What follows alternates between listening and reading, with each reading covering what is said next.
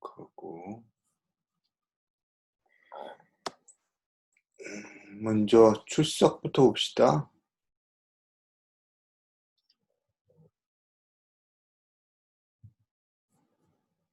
자, 보강주. 이게 지난주에 안 돼 있지?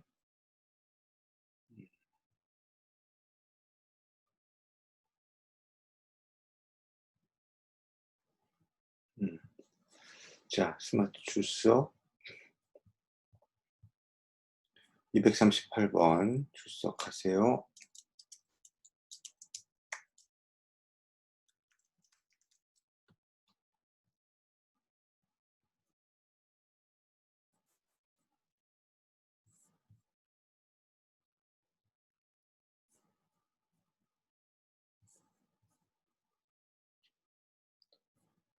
삼십삼 명.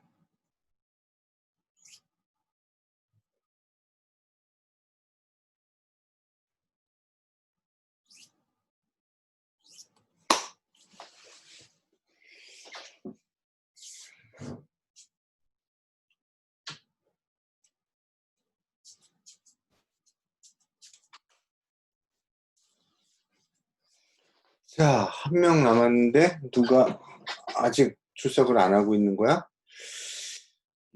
32명, 33명 해야 되는데.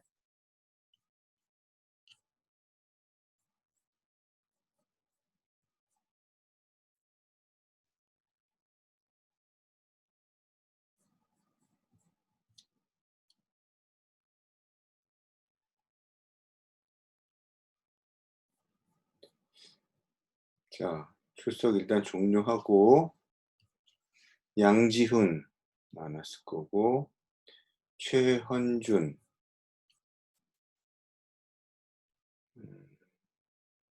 없는데.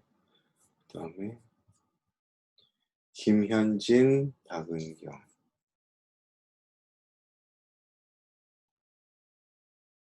많았고. 박은경 왔는데?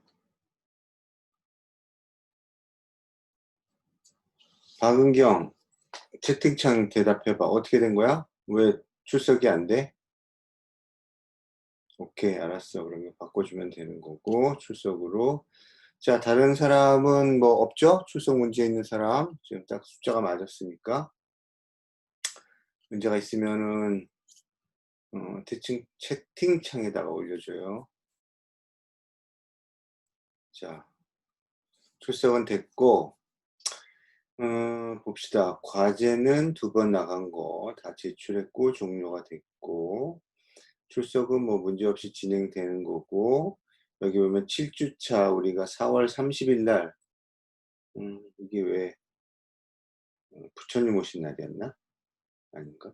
부처님 오신 날 쉰 거 오늘 보강하는 거고요. 그래서 이제 전체 다 무리 없이 진행이 된 거고, 다음 주에는 기말고사 시험이죠. 그래서 기말고사 시험은 공지사항에 일정이 나갔죠. 그래서 7월 2일 날 오전 10시에 장손 606호 강의실에서 이루어진다라는 거고, 시험 볼 때 A4용지 한 장이 아니라 한 면, 여러분들이 직접 손으로 적어와서 참고해서 쓸 수 있다라는 거고, 시험의 형태는 논술형 한 문제 20점짜리, 그 다음에 단답형 16문제 80점이죠. 다 합쳐서. 그러면 이제 논술형까지 합쳐서 100점이 되는 거고, 그런 식으로 낼 거다라는 거고, 그렇게 단답형으로 내는 이유는 뭐 여러 번 얘기했지만, 채점의 공정성을 기하기 위해서 주관적인 채점이 이루어지지 않도록 하기 위해서 최대한 논술형은 배제하려고 하다 보니까 그렇게 됐다는 얘기였고, 그 다음에 606호 강의실 같은 경우에 그저께 내가 학교에 가서 2학년 시험 봤었는데,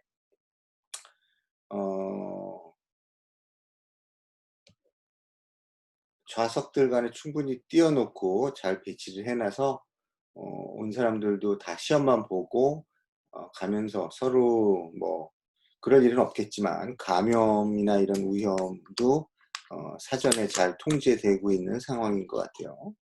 어쨌거나 여러분들 다 알다시피 학교에 오든 어디에 오든 마스크는 필수인 거 다 알죠? 그래서 마스크 당연히 어, 하고 와야 되고, 그 다음에 이제 오랜만에 친구들 만났어도 될 수 있으면 신체 접촉하지 말고 시험만 잘 보고 귀가할 수 있도록 하세요.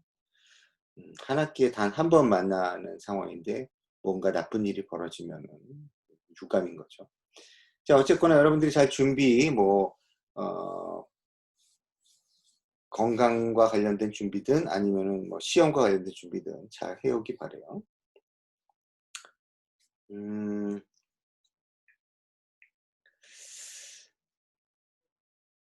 그러면은 시험과 관련된 얘기 다 전달이 됐죠? 나머지 출석, 그 다음에 과제 다 이루어진 거고, 채점 매기고 진행되는 거는 뭐 이전에 얘기했지만 절대평가로 이루어진다. 그러니까 주변 친구들이 나보다 시험을 더 잘 봤다 이런 거는 전혀 의미가 없는 거고, 여러분들이 기본적으로 점수를 몇 점을 맞았느냐가 가장 중요한 거예요. 그래서 고지고대로 줄 거예요. 여러분들 과제나 추석 같은 경우에는 크게 뭐 점수를 잃어버릴 일은 없을 거고, 그럼 이제 딱 시험만 남는 건데, 시험에서 여러분들이 받는 점수를 그대로 반영하는 거지. 그러니까 시험이 80%잖아. 아닌가? 70%구나, 70%. 리포트가 20%, 그다음에 출석 20%. 그죠? 네, 시험이 70%니까 100점 맞으면 70점. 뭐 이런 식으로 반영이 돼서 그 점수 그대로 해서 그게 이제 여러분들도 알죠? 학점에 따른 그 점수 커트라인, 그러니까 뭐 95점, 90점, 85점, 80점 그거에 따라서 학점을 줄 거야.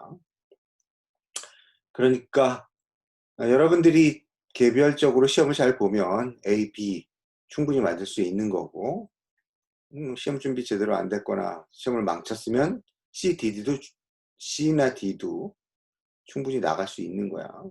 왜 절대평가를 준다는데 저는 C 주셨어요 라고 하면 그거는 본인을 탓해야지 나를 탓하면 안 되죠.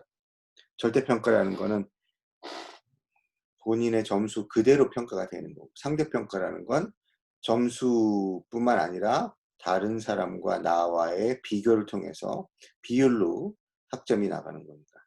자, 어쨌거나 그런 건 그 정도 설명해도 여러분들이 다 알고 있으니까 추가적인 설명이 필요 없을 것 같고, 혹시라도 뭐 학점이든 뭐 수업이든 관련해서 질문이나 뭐 의문사항이나 있으면은 채팅창에다가 올려주세요. 그럼 내가 바로바로 대답해 줄게. 자, 그러면은 이제 이건 이제 그만하고 원래 것으로 돌아가서 오늘 할 부분에 대해서 여러분들한테 소개를 하죠. 자, 오늘 할 거는 기존 브랜드 자산의 강화 및 재활성화 전략이에요. 여러 번에 걸쳐서 얘기를 했지만 이 브랜드는 관리죠. 이 책의 이 제목이 전략적 브랜드 관리야. 그러니까 전략은 아니지. 그러니까 브랜드를 관리한다는 얘기. 뭐 앞에 전략적이라는 거 그냥 수식어니까. 브랜드를 관리한다라는 개념으로 만약에 기업에서 브랜드를 담당하게 되면, 브랜드 관련된 일을 하면 어떤 기준으로 해야 되는가, 무엇을 살펴봐야 되는가에 대한 거를 이 책이 잘 정리해 놨다고 이제 여러 번에 걸쳐서 얘기했었어요. 그래서 뭐 브랜드의 자산 가치를 충분히 높이려면 뭘 봐야 되는지, 그러니까 뭐 브랜드 인지도, 브랜드 연상, 이미지라고 그러지. 그 두 가지가 이제 가장 핵심이라고 했었고, 그 다음에 이제 브랜드를 만들어가는 과정에서 뭐 컨셉부터 해가지고 최종적인 형태까지 나오는데 그 단계나 이런 것들도 다 살펴봤잖아요. 근데 사실 그런 것들에서 다루지 않은 게, 그러니까 그런 거에서 직접적으로 터치하지 않은 게 뭐냐면 사실 전략이에요, 전략. 그래서 브랜드를 전략적으로 어떻게 활용할 것인가, 그냥 단순히 관리하는 거 말고 전략적으로 어떻게 활용할 것인가에 대한 이야기가 그렇게 많지 않다고 그랬었고, 그것도 여러 번에 걸쳐서 여러분들한테 얘기를 했었는데, 브랜드를 전략적으로 활용하는 것은 크게 봐서 하나밖에 없다라고 얘기했었어요. 그게 뭐냐면 지난 시간에 배웠던 브랜드 확장이죠. 브랜드 익스텐션. 그래서 브랜드 확장을 할 거냐 말 거냐, 어떤 환경에서 어떻게 할 거냐, 이런 거를 결정하는, 그냥 큰 의미로 보면 한 가지 주제인 거예요. 그 브랜드 확장이라는 게 브랜드 전략의 거의 대부분이다라고 얘기를 했었어. 자,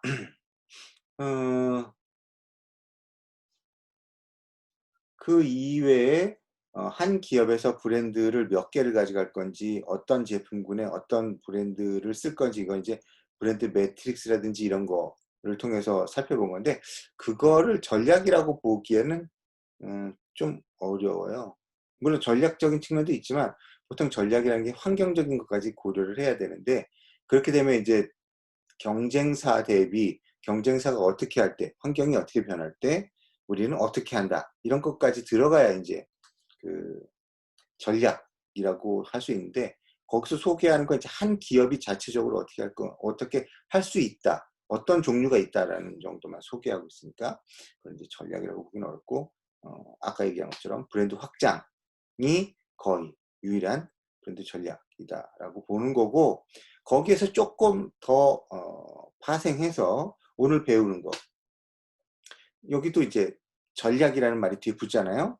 강화 및 재활성화 전략. 그러니까 브랜드 자산을 키우기 위해서 노력을 했는데, 이제 앞에 모든 얘기들은 노력한 대로 됐을 때, 잘 됐을 때의 케이스를 얘기한 거고, 세상 일은 맘먹은 대로 되는 건 아니잖아요, 항상. 그러니까 그렇게 노력을 했지만 뭐 환경이 안 좋았든지, 아니면 뭐 노력이 부족했든지, 기획이 뭐 좀 잘못됐든지, 그래서 잘 안 되는 경우죠.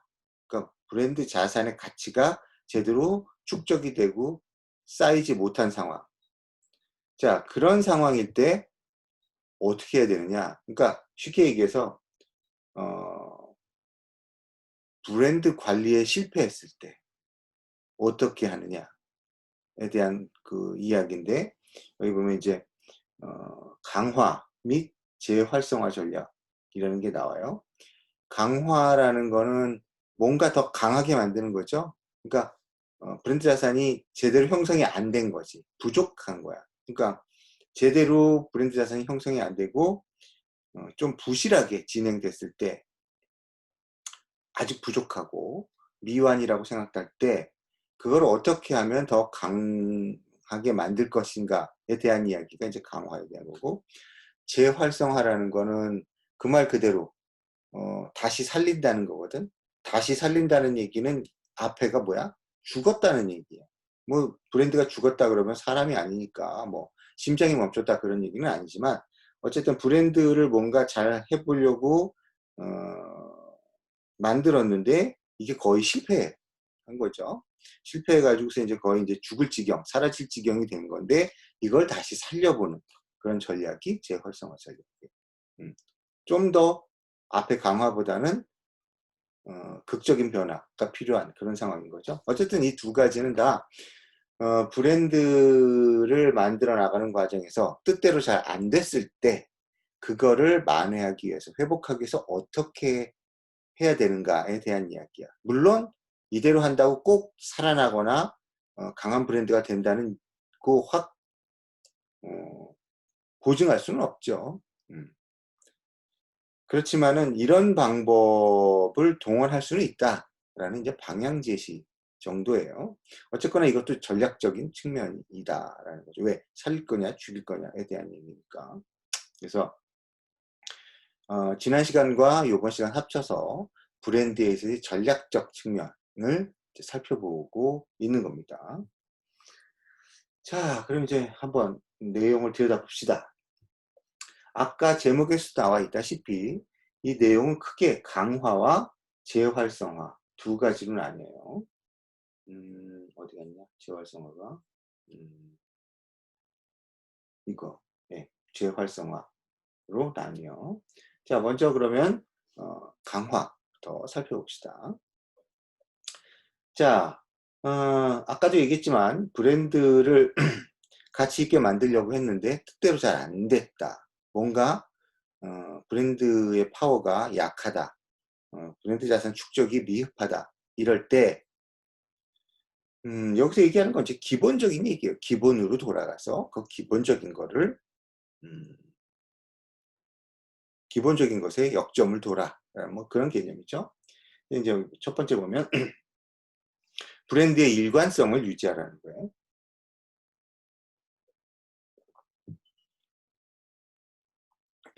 브랜드의 일관성을 유지하라는 건 결국은 그 이면에는 일관성을 유지하지 못하면 브랜드가 제대로 될 가능성이 없다, 적다라는 거죠.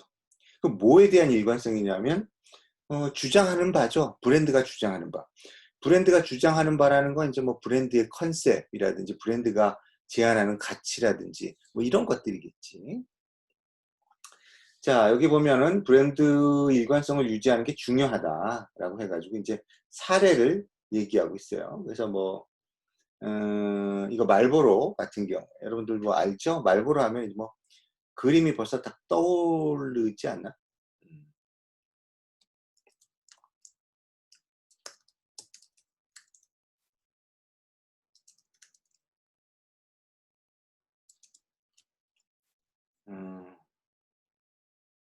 자, 이게 이제 말보로 담뱃갑의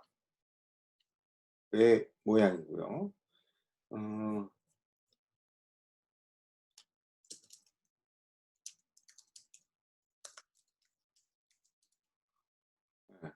말보로 이제 인쇄 광고 보통 우리가 예상하는 게 이제 이런 거죠. 이런 장면, 카우보이 이런 사람들이 이렇게 나와서 아주 야생의 거친 이런 환경에서 뭐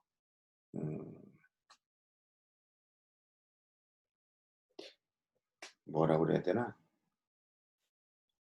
아주 뭐 남자답다고 그래야 되나? 뭐라고 그래야 되나? 하여튼 뭐 이런 식의 인상을 풍기는 이런 식으로 몰고 가는 이미지죠. 이런 광고가 이제 소비자들한테 각인이 돼 있는 거예요. 그래서 여기 어떤 그 옆에 있는 광고를 보더라도 다 같은 형식이야. 남자도 달라지고 뭐 조금씩 화면도 달라지지만 결국은 다 거친 야생의 환경의 뭐 남자 뭐 이런 거지. 요런 것만 조금 다르긴 한데 요거는 이제 이건 아마 여자용 것 같아. 그치? 뭐 형태가 다른 거 보면 대부분 다 남자, 카우보이 뭐 이런 식으로 이미지를 가져가고 있어요.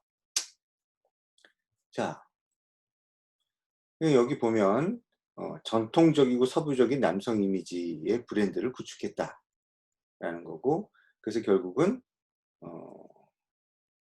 담배 점유율 순위 넘버원에 올라갔다는 거죠. 그래서 이런 여기 있는 얘기 뭐 전통적이고 서부적인 남성 이미지와 같은 그런 이미지를 갖고 있는 브랜드를 계속 일관적으로 유지해 왔다는 거야. 그래서 성공할 수 있었다는 이야기죠. 물론 뭐 결과적인 이야기야. 결과 갖고선 누구도 마음대로 해석할 수 있으니까. 그래서 그거에 비해서 이제 실패 사례, 버거킹. 우리나라에도 들어왔다가 실패했죠. 실패했다고 봐야지. 정리하고 나갔으니까. 로고, 버거킹.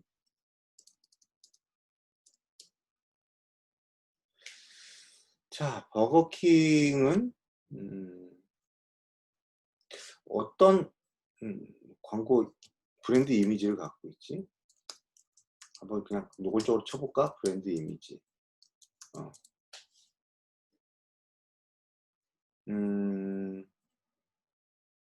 뭐가 없네. 눈에 띄게 이렇게 나오는 게 없네.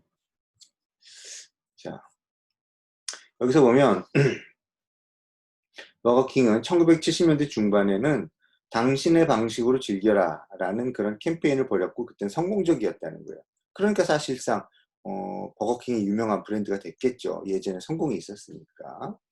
그랬는데 그 이후로 약 20년간 광고 캠페인을 했는데 여기서 이제 뭐라고 그러냐면 일관성이 없었다는 거야. 일관성이 없어서 이런 그 당신의 방식 뭐 이런 개념이 흐트러졌다고 보는 거죠. 그래서 결국은 뭐 현재의 별로 좋지 않은 상황까지 왔다라고 보는 거야. 근데 뭐 구체적인 설명이 없으니까 우리도 뭐 버거킹의 정체에 대해서 이미지에 대해서 잘 모르니까 여기서도 잘 안 나오고 알 수가 없어요. 알 수가 없다는 건 버거킹이 효과적으로 자기들의 이미지를 관리를 못했다는 거죠. 자, 어쨌거나 일관성을 유지하는 게 중요하다라는 거야. 그러니까 이거는 그냥 강화 아닌 데서도 얘기할 수 있는 거야. 일관적으로 해라라는 건데 여기서 이제 뭐냐면 지금 안 되고 있는 상황이면 어떻게 돼요? 초심으로 돌아가는 거지. 처음에 우리가 내놨던 그 이미지, 그 컨셉으로 돌아가라 라든지 아니면 뭐 앞에서도 죽쓰고 지금도 죽쓰고 있으면 어쨌든 하나의 일관성을 유지할 수 있는 이미지를 딱 정해서 지금부터라도 일관성 있게 밀고 나가라. 뭐 그런 개념이죠. 그래서 그런 일관성을 유지해야 기본적으로 브랜드 자산이 더 튼튼해질 수 있다라고 이제 얘기하는 거죠. 자, 그 다음에 두 번째는 조금 애매한 얘기야. 말장난 같아. 자, 여기 보면 일관성을 유지하지만 전술적 변화는 필요하다. 혹은 전술적 변화는 문제를 일으키지 않는다라고 보는 거죠. 여기 보면은 맥도날드. 지금 보면 전 세계적으로 뭐 패스트푸드 산업이 크게 후퇴하고 있고 위축되고 있는 상황인데 전 세계적으로 그래도 가장 사람들한테 아직도 높은 인지도, 브랜드 파워를 갖고 있는 데는 이 맥도날드밖에 안 남았죠. 그래서 이제 맥도날드 같은 경우에는 적어도 이 책에서는 성공하고 있다라고 보는 것 같아요. 그래서 이 맥도날드를 보면은 일관성을 유지하고 있다는 거야. 여기 보면 밑에 예를 보면 1995년에 당신은 오늘 휴식 시간을 가지셨나요? 그래서 여기 보면 휴식이라는 개념을 처음부터 갖고 나와. 70년대에 가서도 가만있어 봐.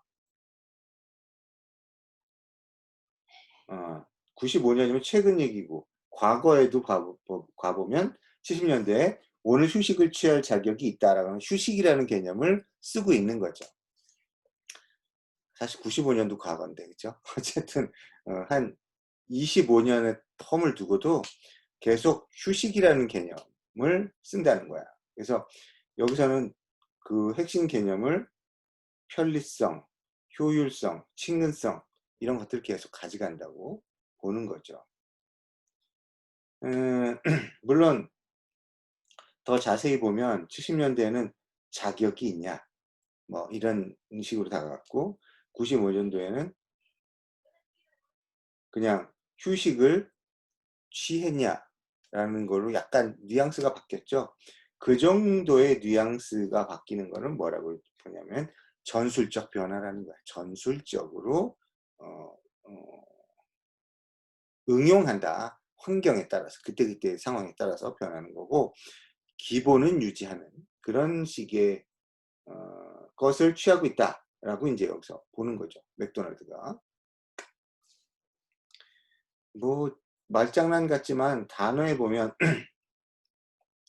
전략과 전술이라는 게 있죠.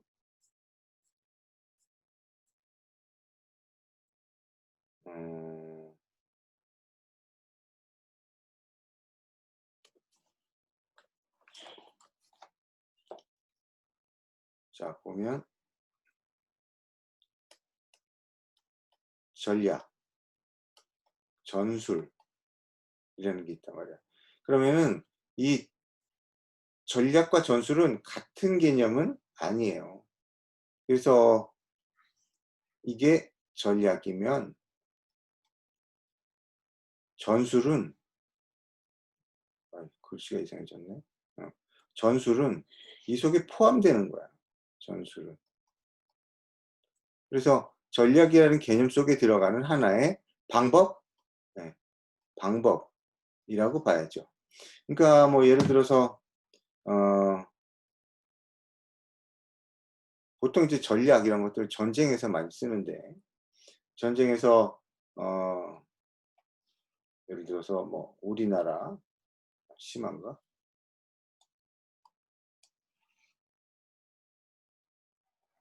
에이씨.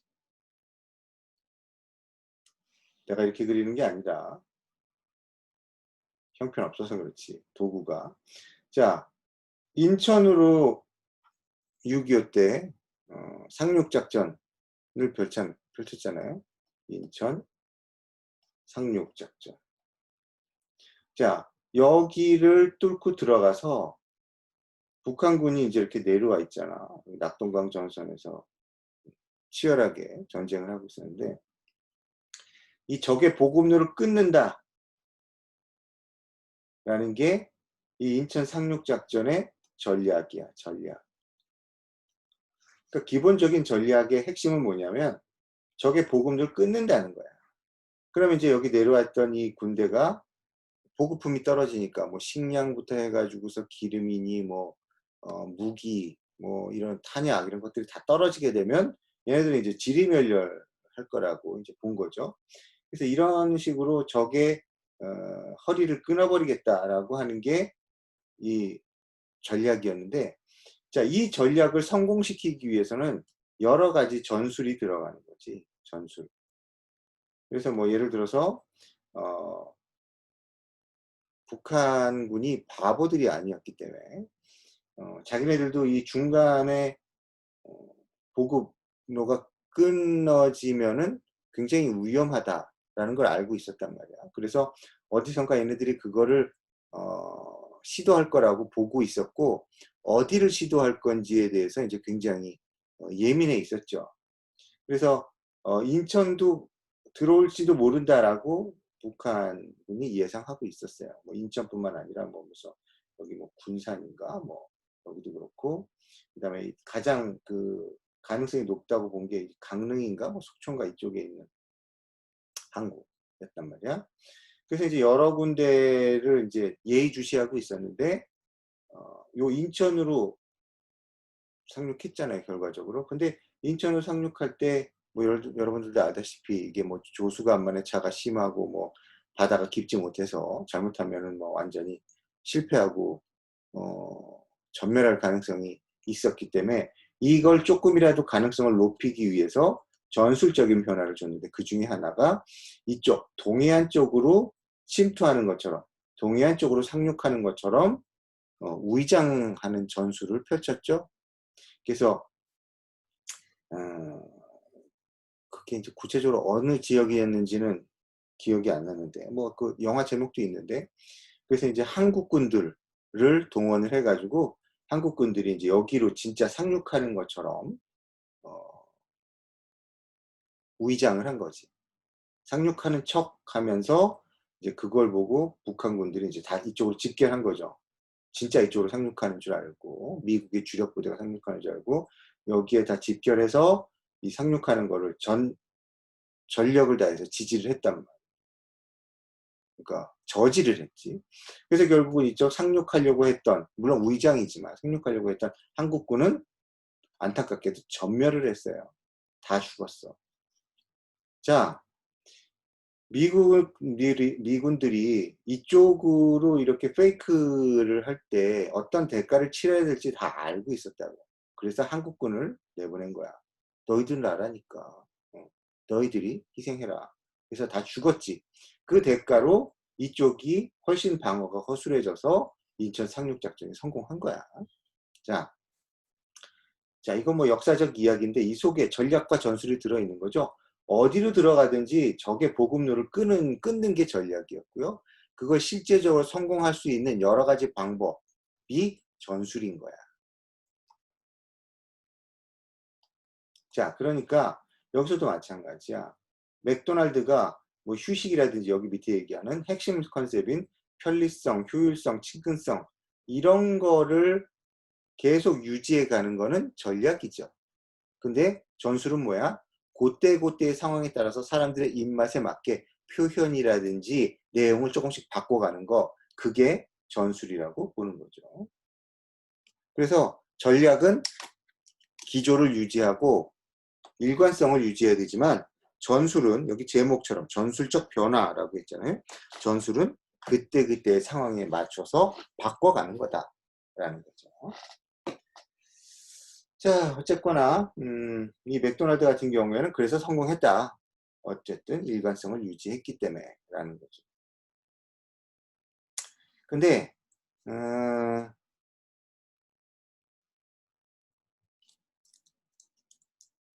맥도날드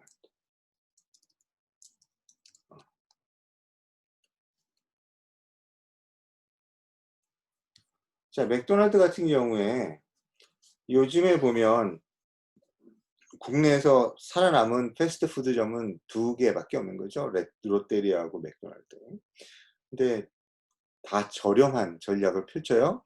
예전에 맥도날드 같은 경우에는 상당히 고가 전략을 펼쳤죠. 왜 그러냐면 국내에 있는 브랜드, 뭐 롯데리아든 뭐 다른 데든에 비해서 더 고급을 표방해서 더 고가 전략을 펼쳤었는데, 이 패스트푸드에 대한 사람들의 관심, 흥미가 줄어들고 시장이 위축되면서 살아남기 위해서 어쩔 수 없이 다들 저가 전략으로 돌아선 거예요. 그래서 저렴하게 한 끼, 뭐 아니면 시장 한 끼를 때울 수 있는 그런 음식 정도로 이제 자기들의 이미지를 낮춰버린 거죠. 그렇게 해서 살아남은 거야. 예전처럼 아마 그 고급 뭐 이런 전략을 썼으면 벌써 없어졌겠죠. 왜냐하면 패스트푸드가 사람들의 건강에 썩 좋지 않다라는 게 이제 전 세계적으로 알려져 있고, 그 속에서 살아남으려면은 그렇지만 그래도 뭐 건강에 안 좋을 수도 있지만 이 정도 저렴하게 한 끼 때우는 거 쉽지 않다, 그런 개념으로 가는 거죠.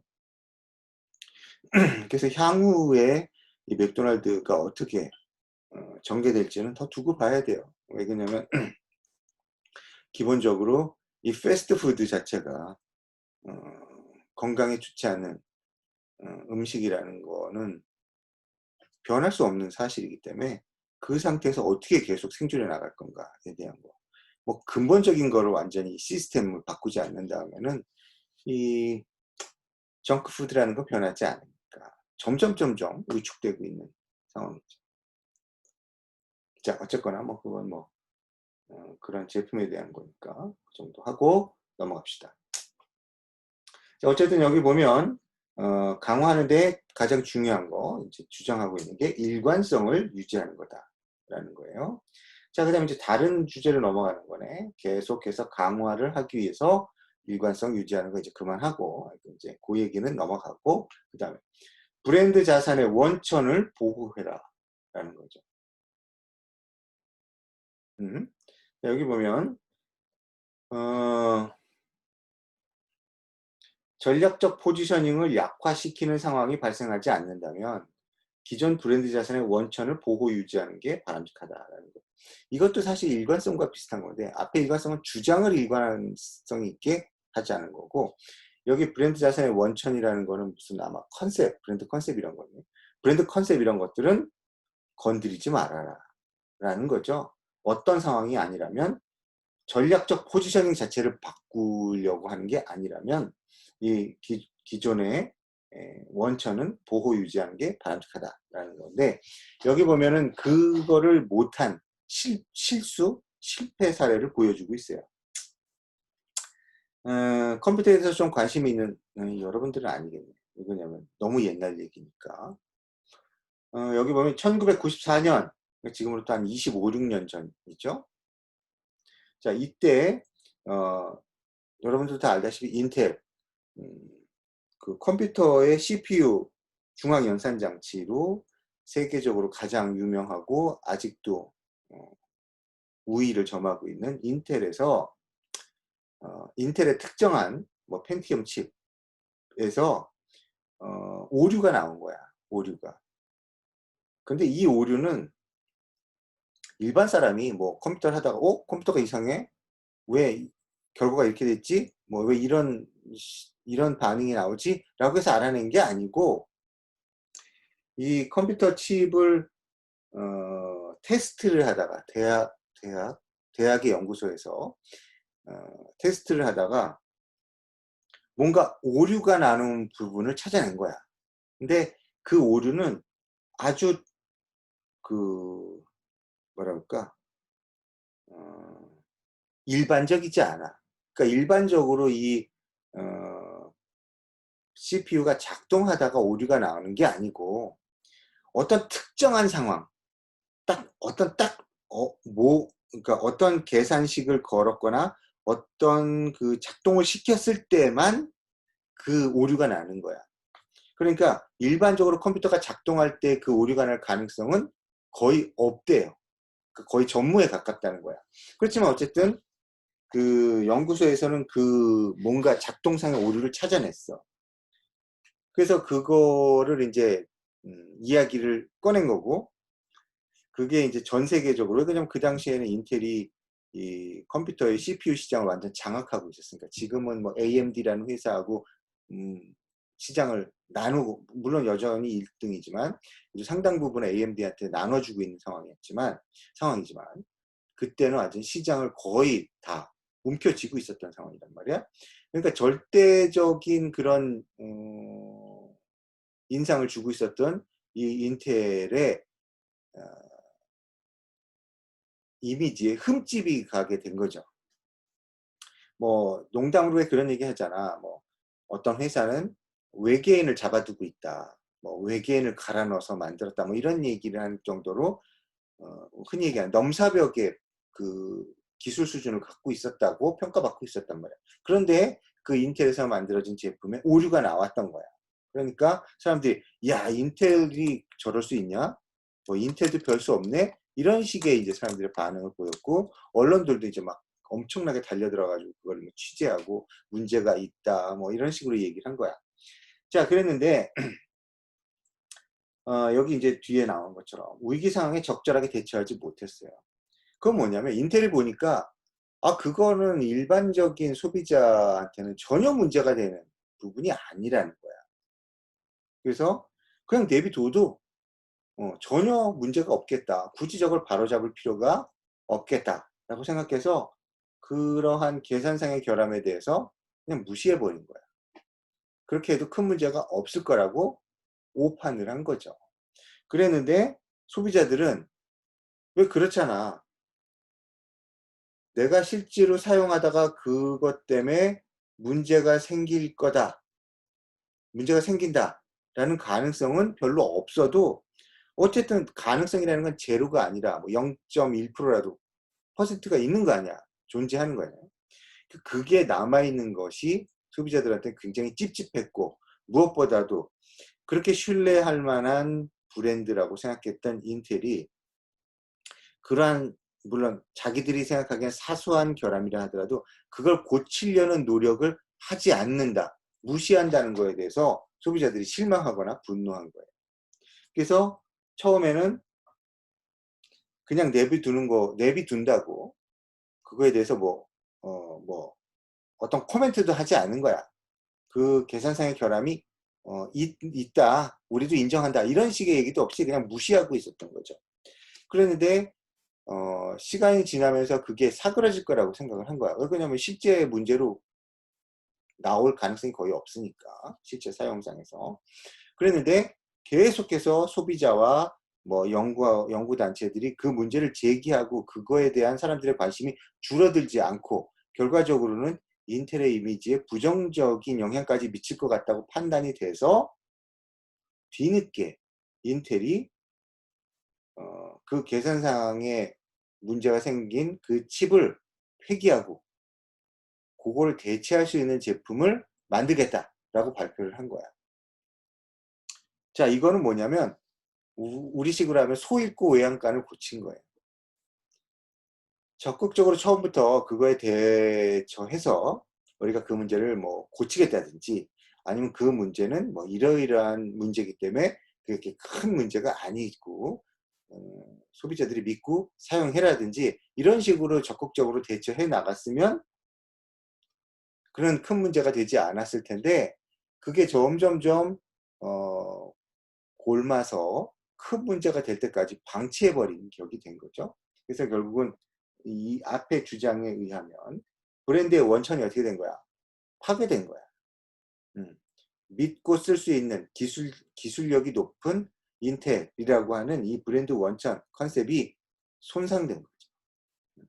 그래가지고 그때 인텔이 이제 그런 이미지나 이런 거에 타격을 받았고 아까 내가 얘기한 것처럼 후발주자인 열심히 저 뒤에 쫓아오던 AMD라고 하는 회사하고 사이릭스라고 하는 두 개의 회사가 그 격차를 줄이면서 쫓아오게 만든 빌미를 제공해준 계기가 된 거야. 이 사건이. 그래서 결국은 어떻게 됐냐? 아까 내가 얘기한 것처럼 사이릭스라는 회사는 쫓아오다가 결국 포기하고 넘어졌고 AMD라는 회사는 끝까지 살아남아서 현재는 인텔하고 시장을 나눠 갖게 될 정도로 성장하게 만든 처음에 그 틈을 아까 얘기한 이 1994년도에 그 펜티엄 결함이 벌려주기 시작한 거라고 많은 사람들이 이제 보는 거죠. 만약에 이런 계기가 없었으면 과연 AMD가 쫓아와서 오늘날까지 버틸 수 있었을까? 라고 하면 이제 많은 사람들이 아닐 거다라고 보는 거죠. 어쨌든 그 틈을 비집고 들어왔다고 보는 거예요. 그러니까 브랜드 자산의 원천을 제대로 지키지 못했다고 이 사례는 얘기하는 거예요. 자, 그 다음에 세 번째, 브랜드 자산의 강화와 활용 간의 균형. 여러분들 이 강화라는 단어 기억나요? 브랜드의 수명주기라는 거가 있었죠. 그래서 도입기, 정교하기, 강화기. 도입기는 처음에 브랜드가 도입되는 거고 정교하기는 그 브랜드의 자산을 축적하기 위해서 노력하는 시기. 그 브랜드를 사람들한테 알리기 위해서 노력하는 시기고 강화기는 그 브랜드를 자산이 이미 축적됐으니까 그 브랜드를 활용을 해서 그 효과를 높이는 시기인데 그 강화기의 주요 활동이 뭐냐면 앞에 시간에 배웠던 브랜드 확장이란 말이에요. 그러니까 이 브랜드 자산의 강화라는 건 강화, 강화, 활용 이거는 이 브랜드 확장과 관련되는 거예요. 근데 여기서 이제 보면 균형이라고 얘기했으니까 강화할 거냐 활용할 거냐에 대한 얘기야. 여기서 활용이라는 게 아까 얘기한 것처럼 브랜드를 여러 군데다가 확장해서 쓰는 거죠. 쓰는 거고 강화는 상대적인 개념, 여기서는 상대적인 개념인데 그거를 여러 군데 쓰게 되면 원래의 브랜드의 기본적인 이미지가 희석될 수 있다는 거야. 여러 군데 쓰게 되면. 그러니까 그거를 억제하고 자제하고 원래의 그 브랜드 개념을 더 튼튼하게 만드는 데 더 신경을 쓰는. 그러니까 브랜드를 확장을 많이 할 거냐 적게 할 거냐가 활용은 많이 할 거냐 강화는 적게 할 거냐에 대한 얘기죠. 그거를 얼마나 균형을 갖고 가느냐. 그 균형을 갖고 간다는 건 어느 한쪽에만 치우친다는 건 아니야. 그 균형을 잘 유지해야 된다는 거죠. 그래서 밑에 뭐라고 써 있냐면 자 브랜드 자산을 활용을 해서 그 브랜드 자산의 원천이 약화되거나 희석될 가능성이 커진다는 거죠. 그랬을 때 그거를 적절하게 통제하는 거죠. 안 하면 되지 않냐? 그죠? 안 하면 되죠. 안 하면 되는데 안 하면 뭐가 나빠? 브랜드 자산을 축적하고 쓰지 않는 거는 그것도 의미가 없는 거지. 브랜드 자산을 왜 축적을 해? 쓰기 위해서 축적하는 거죠. 그 쓰는 게 뭐야? 활용하는 거지. 근데 지나치게 활용하게 되면 부작용이 생긴다. 약화되거나 희석된다. 그러니까 적당하게 활용한다는 게 중요한 거죠. 그래서 여기 보면 하인즈 얘기가 나오는데, 하인즈는 뭐 여러 번 나왔던 브랜드인데, 하인즈 하면 케찹이죠. 하인즈. 하인즈 하면 벌써 딱 케찹들이 쭉 나오잖아. 그래서 하인즈 같은 그런 그 식품 회사,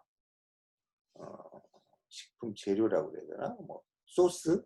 자, 하인즈는 중간상을 대상으로 판매 촉진, 가격 할인, 그러니까 뭐 많이 싸게 공급하거나 뭐 촉진시키기 위해서 여러 가지 행동을 한 거야. 판매를 촉진시키기 위해서.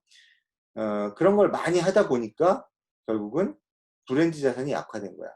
그러니까 무슨 말이냐면, 이 판매 촉진이나 뭐 이런 것들을 많이 하면 당장은 판매가 늘어나지만, 그런 것들을 많이 하면 할수록 사람들은 어떻게 생각하냐면, 아, 얘네들이 요새 어렵구나, 잘 안 되는구나 라고 인식하기 쉽다는 거예요. 그러니까 예전에 미풍과 미원의 전쟁에서도 그랬는데, 미풍 혹시 여기 나오나?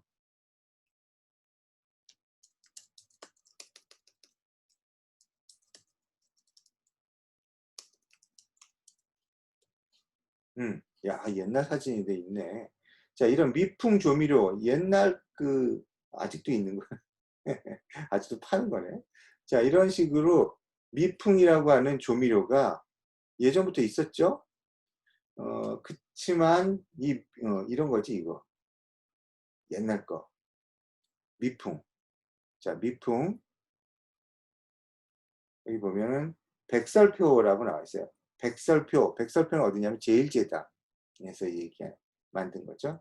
여기도 보지만 미원과 미풍이 있죠.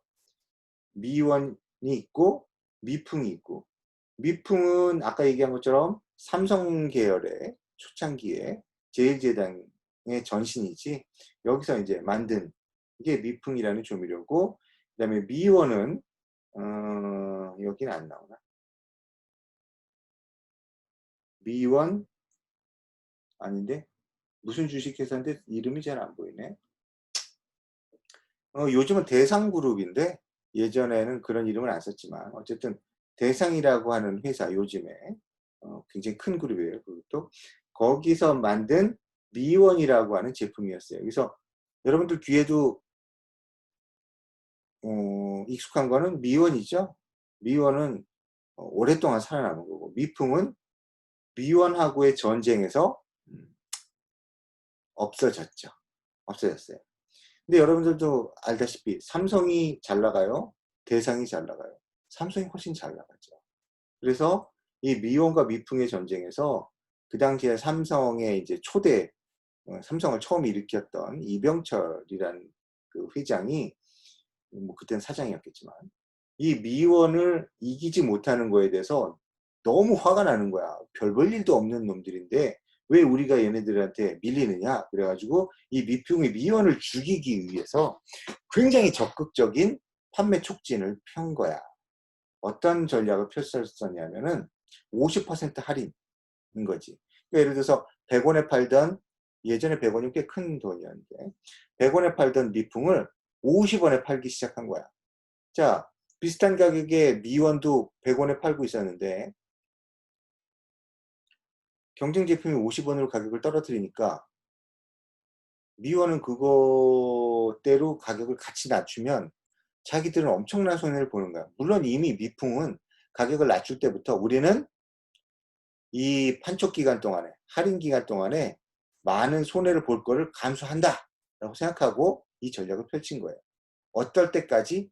미원이 판매 부진으로 떨어져 나갈 때까지 손해를 보겠다라고 각오를 한 거지.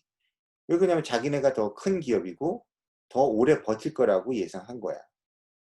그랬는데 미원은 가격을 낮추지 않았어요. 왜? 같이 낮춰봐야 결국은 결과가 뻔하거든. 그러니까 어떻게든 버텨보려고 다른 생각을 한 거지. 뭐 다른 쪽으로 버티려고.